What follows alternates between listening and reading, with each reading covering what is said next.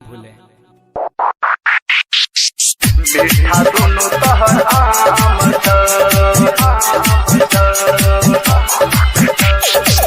तोला दुकान में है गे छौरी मीठा दोनों तहर आम सुन गे छौरी बाजार बहली, सुन गे छौरी बाजार बहली, सुन गे छौरी बाजार बहली, तोर दुकान में लेबो खाली, बोल हौले हौले गे तोरा दुकान में है गे छौरी मीठा दोनों तहर आम छ।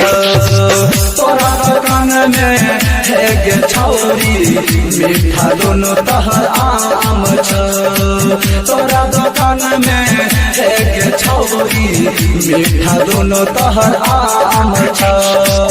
सुन गे छौरी बाजार बहली, तोरा दुकान में लेबो खाली, बोल हौले हौले गे तोरा दुकान में है गे छौरी मीठा दोनों तहर आम छ। तोरा दुकान में है गे छौरी मीठा दोनों तहर आम छ।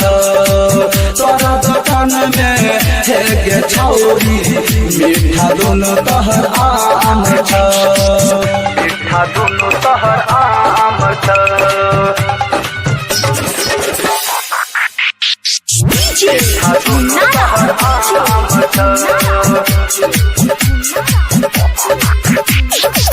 तोरा दुकान में है गे छौरी मीठा दोनों तहर आम भोरे भोरे खोल दुकाना, जल्दी हमरा देखब समाना, जल्दी हमरा देखब समाना, बनी करा बोल छियो परेशाना, आके खोल तू अपना दुकाना। आज खोल तू अपना दुकाना, सुन के गरिया बाजार वाली, तोर दुकान में लेबो खाली, बोल हौले हौले गे तोरा दुकान में है गे छौरी मीठा दोनों तहर आम छ। तोरा दुकान में है गे छौरी मीठा दोनों तहर आम छ।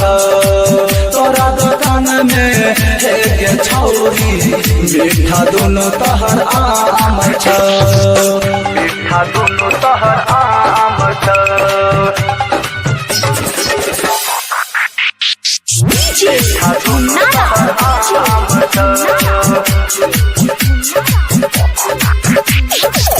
तोरा दुकान में है गे छौरी मीठा दोनों तहर आम छटकी छटका बरकी बरका, नैल बो छौरी तर तरका, खाय में आबै छी जब माजा, जब तक माल रहै छी ताजा, जब तक माल रहे ताजा। सुन के छौरी टिकला बाली, तोर दुकान में लेबो खाली, बोल हौले हौले गे तोरा दुकान में है गे छौरी मीठा दोनों तहर आम छ। तोरा दुकान में है गे छौरी मीठा दोनों तहर आम छ। तोरा दुकान में है गे छौरी मीठा दोनों तहर आम छ। Recording studio Raxaul.